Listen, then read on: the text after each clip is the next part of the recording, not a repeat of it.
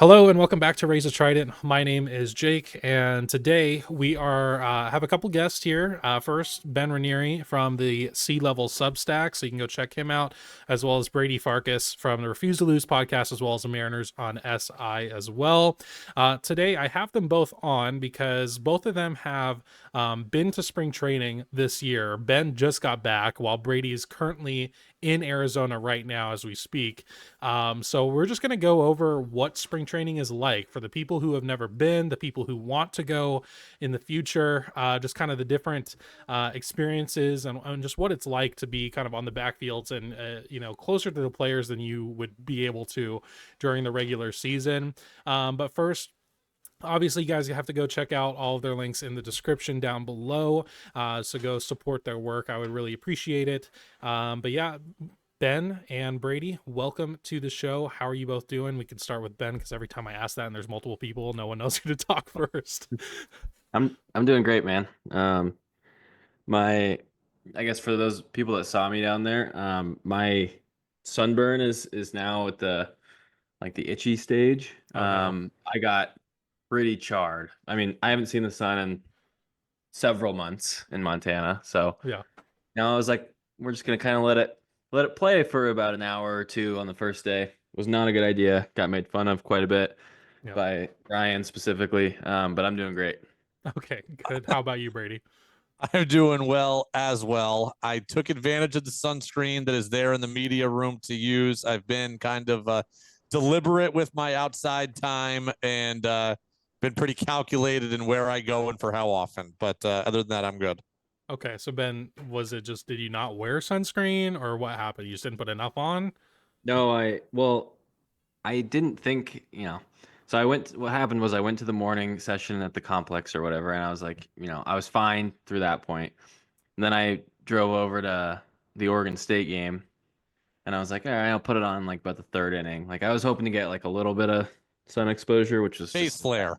I shouldn't have done that because I don't have the capability to do that. I don't know what compelled me to do that, and so it was just my arms. It was all right, but All right. not the smartest idea.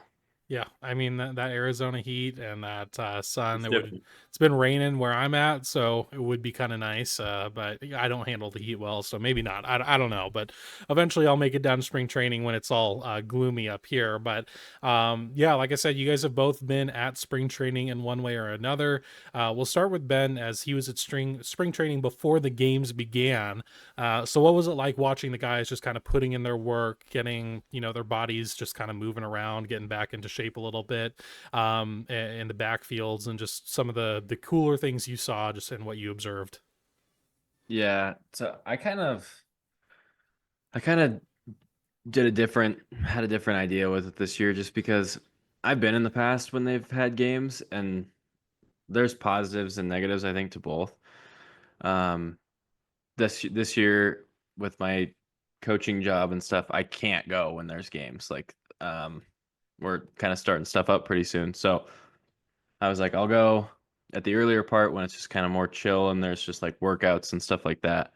And I think kind of what I learned is like I don't really like, you know, having to actually, this might not be a good thing to say, but I don't love actually watching spring training games or like love having to like actually lock in on all of them. But I love the workout portion. Like I love the backfields part of it.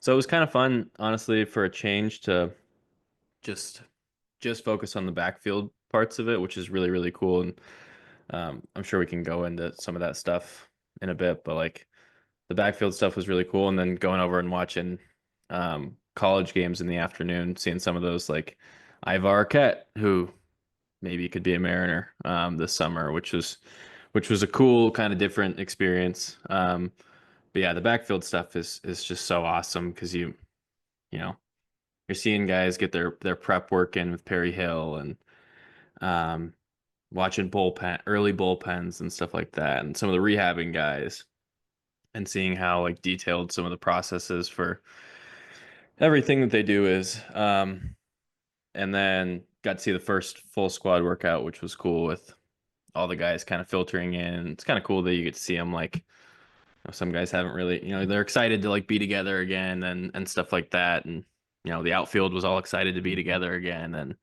And so yeah, super fun. Okay. And Brady, turning to you, you're still in Arizona right now, so you've seen both the backfield work as well as the game. So just tell me a bit about your time thus far.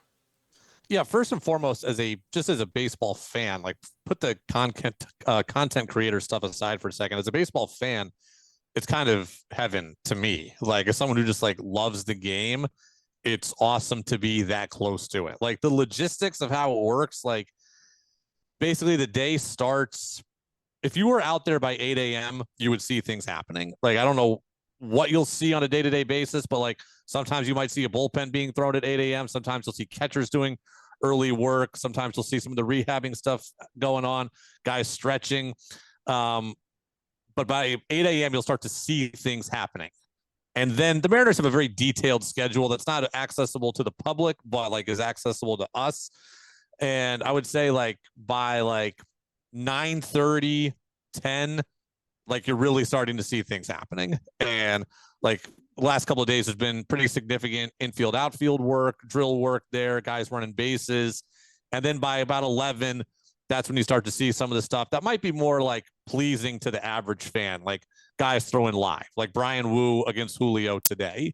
So really, if you're like a fan coming down, you want to get here early, and it's about like an 8 to 11:30 window where things are going to happen. And then the guys who are playing in the game will go play in the game, and the guys who aren't playing in the game will probably at that point be rehabbing or recovering, I should say, or maybe hitting in the cage, and they're a little less visible. So the fan stuff is kind of like 8 to 11:30, but you're closer than you can ever get, right? And like guys are accessible, guys are signing autographs. They do a great job at prioritizing their time, getting their work done, but then they are there for the fans too. So it's really cool from just a fan perspective to see all the things going on and how close you can get to it. And you can kind of mosey from field 1, 2 to 3 to 4. There's always something going on different in each field.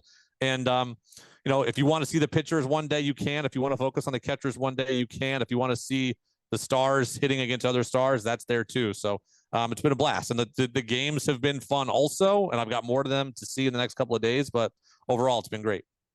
Yeah, so that kind of leads into my next question. Just kind of, I feel like the surrealness of being at spring training. You're seeing these guys who we're watching on TV 100, over 100 times a year at this point, and you're seeing them in such a stripped back setting. It's a lot different than if you were to go to T-Mobile Park and watch them play. So, just kind of speaking to just the personableness, I guess, or the closeness of seeing them just in their preparation phase instead of their hey, I'm a superstar playing in the bigs phase. I feel like so yeah. If you just, I guess we'll start with Ben as far as talking about that part. I mean, I don't know about you, Brady, but I feel like the number one thing that stands out is like you get an appreciation for like I don't know if appreciation is the right word, but you realize how large some of these humans are. Like you see them on TV or whatever, and you don't really realize like how actually huge like Julio is, or like Doris Valdez, one of their camp arms, is like one of the biggest human beings I have ever seen in my life. He's like probably 6'9". He looks like a power forward. He's 6'9", probably 280. But you just get an appreciation for like because you're up close with them, which is really, really cool. And guys that you wouldn't think would be big dudes are big dudes. Yeah, and you get to see their full process, like kind of how Brady mentioned with the catchers, like those guys and the before the game start work is a little different. They usually stretch around 10 and they'll go till 1 or 1:30 with live at bats and stuff on the field. But you get an appreciation for like, that they've already been there and lifted and stuff like that, especially the catchers. Like they're out there, you know, getting they're tending to a pitching staff. They're having to get their hitting work in, and then they're going straight into like live at bats and stuff like that, whether they're catching or hitting. And so you get an appreciation for like I think how much work goes into and how much planning goes into each day, and like they're very intentional about the kinds of things that they're working on a daily basis, and they carry that all throughout the season. So it's a really cool and um, just an awesome experience for any fan. I think everybody should, if you have the capability to get down there once in your life, just to kind of see how it all works. It's pretty awesome. Okay, moving It's on to Brady. crazy that Ben says that, because I actually go the other way. Like, I'm 6'5", so I'm big as it is. So I'm actually more impressed by seeing the guys that are small, and you're like, Okay. that Fair. guy is small, but hits tanks. I'm like, Randy Arozarena is not a big guy, and Ryan Bliss is an even smaller guy.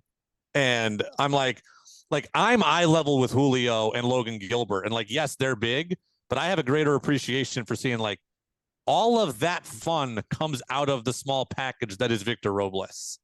And I'm more amazed by like, just kind of in general too, like that baseball is for everybody. And that's the thing. Like, like we can all look at a basketball player who's 6'7" and go, damn, that guy, probably got a pretty good chance of making it. Or, hey, the wide receiver that's 6'4", 240, like, man, that guy's probably going to be pretty good. But here we see a guy in camp who's 5'9" and can be awesome. And we see a guy in camp who's 6'7" and can be awesome. And it's just a reminder that baseball is not a one size fits all sport. So like, to romanticize it, that's what's impressed me. The other stuff that, not so much that it surprises me, is just how effortless they all make it look. And like, I remember being in high school and being in college, and I had to go max effort on everything. Like, it was the only speed that I knew. I had to swing as hard as I could. I had to run as fast as I could. I had to throw as hard as I could every time I did anything. And you see how intentional these guys are, that Ben said. They're throwing it 60% or 75%, or they're swinging at 60%. And it looks like they're not trying, but they have a plan as to what they're doing. And they're still hitting missiles all over the field, or they're still popping the glove. And that ball is being thrown in the upper 80s or the low 90s when they're really not exerting that much energy. So you watch it and you're like, man, it doesn't look like he's trying. And you're like, well, he's doing that for a reason. And it's still probably the best thing I've ever seen. And that's what impresses me. Yeah, I think it's a very interesting way to go see how much preparation these guys put in, because, we'll get through, halfway through a season, right? And we'll see a guy who's, putting up a 80 WRC plus, and you're like, oh gosh, is he even trying? And it's like, those dudes from the beginning of spring training to the very end of the season, every day, all day, this is what they're doing. They're doing preparation work. They're doing their stretches. They're doing, all of those guys have, especially, when you get to the regular season, they have their routines before every single game. They're getting there 3 hours before gates open for us fans, right? And, which is an extra 2 hours. Like, they all have their stuff that they're doing. And so it doesn't just stop at spring training, and they don't just, pack up their bags and go from city to city on the regular season. They're still have their stuff that they're working on. It's a whole year long process. And even, they may give themselves a couple weeks after the season's over, but then they're right back to it. They've all been doing this stuff pretty much, for months already, since at least November. So, it just really puts into perspective, like, what being a professional athlete is like and how much goes into it. It's very interesting. Brady mentioned off the recording that Brady and the media members took grounders and fly balls on one of the backfields. I don't know if he said it was today or the other day. But yeah, I just need to, I guess, know a bit more about that. It was a blast, man. We had so much fun. So Friday after the opener against the Padres, the game ends at whatever time it ended. I feel like it ended about 3:30 local time, and everybody was kind of done writing by about 5:30, or writing or post gaming by about 5:30. And then all of a sudden, some of the PR guys from the Mariners were like, "Hey, we do this once or twice this spring. We're going out to the field. Whoever wants to come throw and have some fun, we can." So a couple of the media members went out there. Me, Ryan Divish, and Adam Jude from the Seattle Times were a couple of them. We took grounders. Some of the Mariners guys hit ground balls and fungos. We took some fly balls as well. We got to see who had a good arm. Both Jude and Divish have very good arms, and both of them move very well. I think I played pretty well also, but you can ask them about that at a later podcast date if you want. But we had a blast. I was going to go over, Ben mentioned going to college games. I was like about out the door to the Grand Canyon University and Rutgers game, but I elected to stay back and hang with those guys and catch ground balls. And you know what? That decision was the right one. That was a lot of fun. Any errors, Brady? Any errors from you? Yes. I mean, look, I'm 35 now. I played Yeah. men's league all the way up until 33. So like I've played recently, but first ground ball, I took it third, fielded it cleanly, threw it wide right. And then I'm coming off some pretty serious ankle tendonitis, but I gutted it out, and Divish hit one way up the middle that I attempted to go for and probably shouldn't have. And that one ended up getting through. But by and large, I thought it was pretty solid. Okay, good. And Ben, you played in college as well, so I'm curious, if you were to guess how you would rank up against the media members, how do you think it would go? Uh, well, I think I'd be in there. I can still move around a little bit. I throw pretty frequently. I coach, so I throw pretty frequently. Doesn't mean that my arm doesn't feel like it's gonna fall off sometimes when I throw. But I think ground ball portion, I probably would need some Perry Hill work. We did For do some Perry Hill warm up yeah, you gotta exercises down on funnel one it. knee. We did that. Yep, funnel it to the chest, tap the chest every time, break, thumbs down. Um, Divish hits fungos from his knees in that drill, from the yes, ground. yes, yeah, every day, and is like obsessive about it. Yeah, fly ball stuff I would have been great. Ground ball stuff would have needed a lot of work. Okay. Okay, nice. I guess I forgot to ask when we're talking about the backfield stuff and whatnot. What has been your guys' favorite things that you've seen this year, specifically? So we'll start with Ben on that one. Ooh, that's tough. Uh, that's so hard to choose. Um, It can be multiple things. It doesn't have to be just yeah, one. I'll go just a bunch of quick random things. I got to watch a Matt Brash bullpen from right behind, which was that's like a life goal. Like, yeah, that's pretty All cool. right. Perry Hill, like going watching the Perry Hill stuff every day, in my opinion, as a coach, also is just an absolute delight. I think he's one of the best in the business. So that stuff is awesome, and seeing like how intentional like JP Crawford and Dylan Moore are with that stuff. Like literally, like I said, JP Crawford is funneling those balls to his chest every time and like intentionally tapping his chest to like work on the funnel that they go through. Um, I got to watch Laz Montes take BP on the backfield, which I know I've tweeted about a little bit and stuff like that. Watching him hit is pretty fun. And then yeah, some of the live at bat stuff, like I watched Victor Robles take live at bats and Randy Rosarena and Julio on the backfields, which is um, watching all those guys work and take live at bats, and Cal Raleigh as well, like just being that close and seeing like when they and Luke Rayleigh, like when they hit a bomb, like just the sound and the sounds of a barrel in the backfield is pretty awesome. So those are I could name a million things, but those are the things off the top of my head that got me pretty juiced. Okay. And Brady. I'll go with two.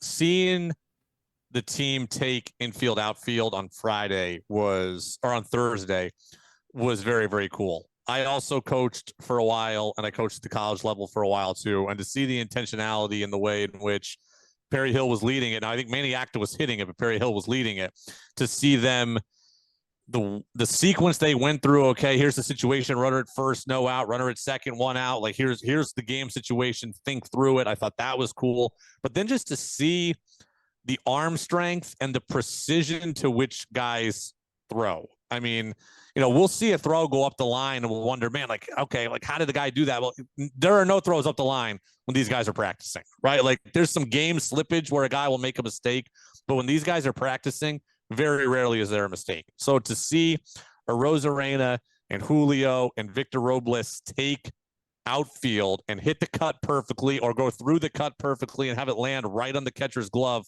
was awesome. Even guys that we don't think of as great defenders are nearly perfect in this drill. Like Dom Canzone is throwing seeds from left field, and he's a guy we don't think of as a strong defender. But to see those guys in this drill was pretty awesome.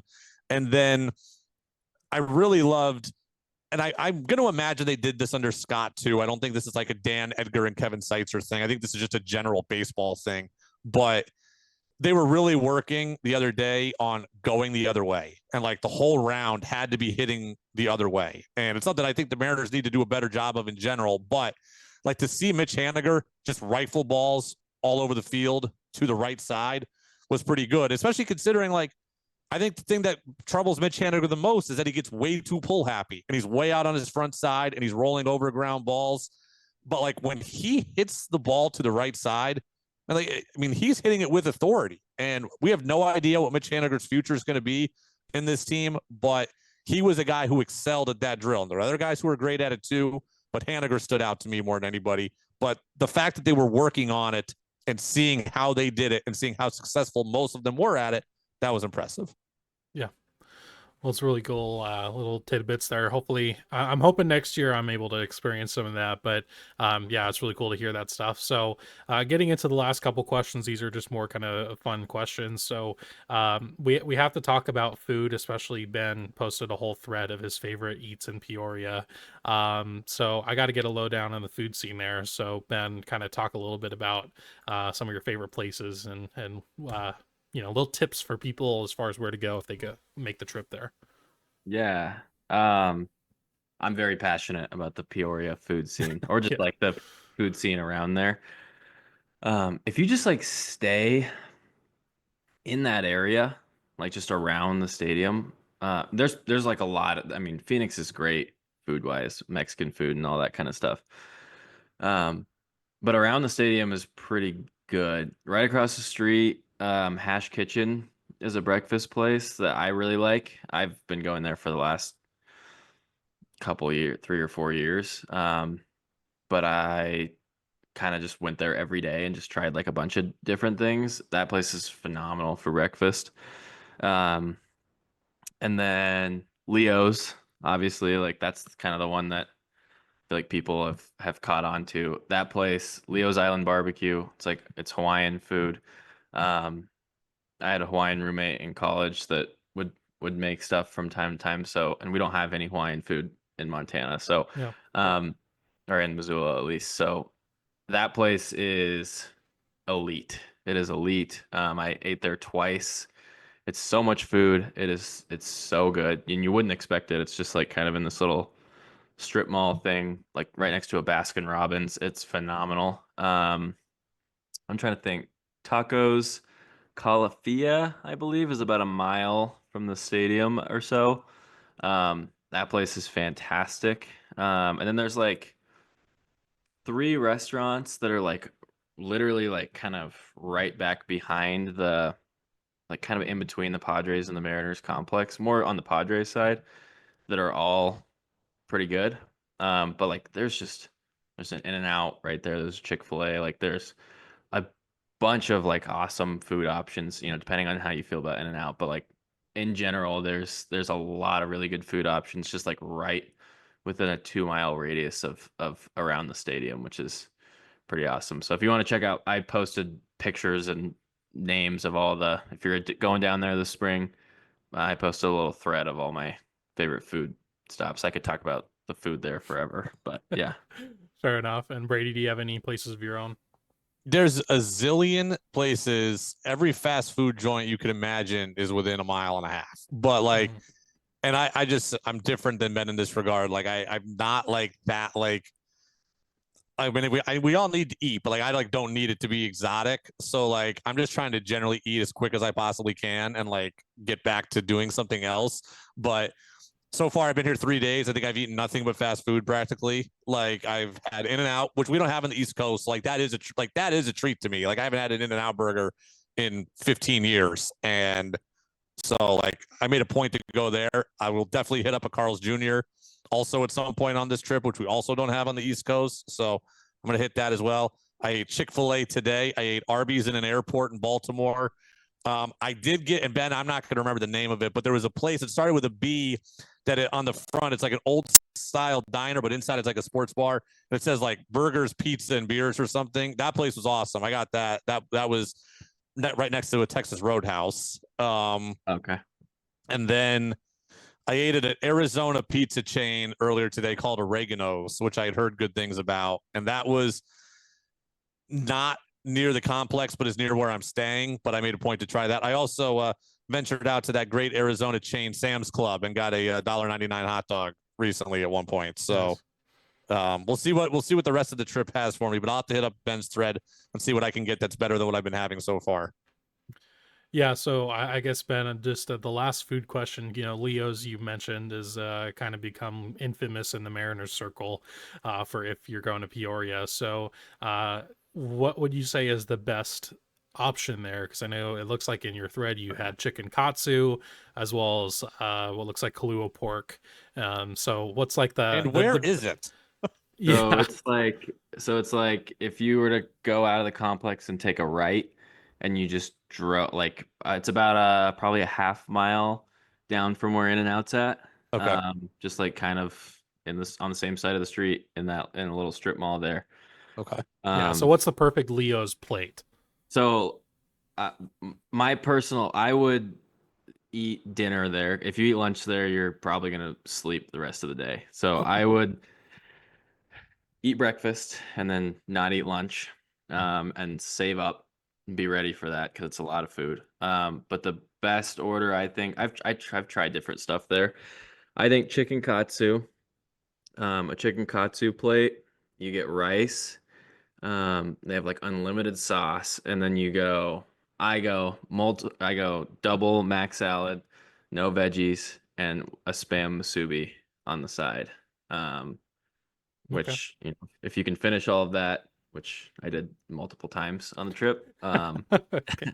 it is pretty awesome. That's how But I that's know my Ben's a order. foodie. I don't even know what that stuff is. Nevertheless, like You gotta go. You gotta go before you leave. I just need something Sorry. with pineapple in it, and I'm generally pineapple and rice, and I'll be good. But now I gotta look up what this stuff even is, and then try to eat it. Yeah. Yeah, your life. I mean, maybe you won't like it. I don't know what your food tastes are like, but um, I would say it's pretty good stuff. They're all talking Pretty good. about it. I'm the Yeah. only media member that hasn't eaten there a million times, so I definitely do have to try it. Yeah. Yeah, I think you I do. went there with Jordan Schusterman of Cespedes Family Barbecue on and Yahoo. Um, like Was my that his second first time? day there. No, he'd been there many times, Okay. so we enjoyed it. We enjoyed it. Just sat there and talked ball for quite a while and devoured our Leo's Island barbecue outside in the some Arizona fresh air. So Nice. um, yeah, it's pretty great. I obviously would highly recommend it. Nice. So we got the Leo's low down here, and the very last question, which is the most important: did either of you see and or meet Tucker, the Mariners pup, Many times. many times? He knows where to go for treats, and that's Shannon Dreyer of 710, no doubt. Okay. Like he knows exactly where to go and who's going to take care of him, and it's Shannon. Now I love dogs, but he knows I'm not good for any treats because I did not plan, a proper trip to bring Tucker treats. But he's always around. He's a lot of fun. He makes me smile when he comes by. I always wave at him and say hi to him. Aaron Levine's video of him playing catch with Ichiro or fetch with Ichiro was pretty good the other day also. So Tucker's great, but he knows where the bread is buttered, and it's not with me right now for treats. That's for sure. Yeah. Yeah, I mean, I saw him multiple times too. I think, yeah, Shannon. I don't think Shannon was there when I was there, but Ryan, he loves Ryan also. Yeah, he knows who's got treats. He remembers, and I'm sure some of the players do do Yeah. as well. I know Ty France was a personal favorite of his. I'm pretty sure because you know, Ty France was pretty much just like a big golden retriever in a human body. So, um, yeah, no, Tucker it's pretty awesome and pretty cool to see. Like, you know, he's in the media guide. Like he's in there. I don't know what his The director The of positivity. yeah, positivity. clubhouse positivity. Yeah. Yeah, clubhouse positivity, which is fantastic. Yeah, we love Tucker. He is I mean, I would love to meet so many players, but he is my number one. He's at the top of the list right now. He's So, around. yeah, someday, maybe probably next year, maybe when I make it down. So, hopefully. But yeah, that's going to be it for our spring training talk. I appreciate you guys coming on. I'll give you guys each a minute to plug your stuff. So, Ben, go ahead with where we can find you. Yeah, sealevelbr.com. Ben Ranieri 10 on Twitter. Yeah, posting 4 episodes a week, mostly during the season. In the off season, 4 or 5, just kind of depending on what's going on. But yeah, come check it out. Yep, I'm Brady. Go ahead. Yeah, you can find us on Twitter at Refuse to Lose Pod. Just change the handle, so at Refuse to Lose Pod. All of our written work is available. Mariners on SI. Just Google Seattle Mariners Sports Illustrated, Mariners Sports Illustrated. Everything comes up. Podcast comes out twice a week right now, Tuesday and Friday. But we have two very big announcements coming up on the next episode, which are going to really change the way the podcast is for the better in a couple of different ways. So those will come out on Tuesday. Very cool. Looking forward to it. But yeah, I appreciate you guys coming on and taking the time to talk about spring training. Nice little tidbits there that definitely make me totally not jealous that I have not been there yet. But that my time will come. But yeah, once again, you know, if you're watching this, please leave a like. I can't even talk, man. Leave a like. Wow. You can subscribe as well. It's free. And if you want to, you can become a member for some exclusive content as well. I'd appreciate that. That's going to be it for me in this one. And I will see you in the next.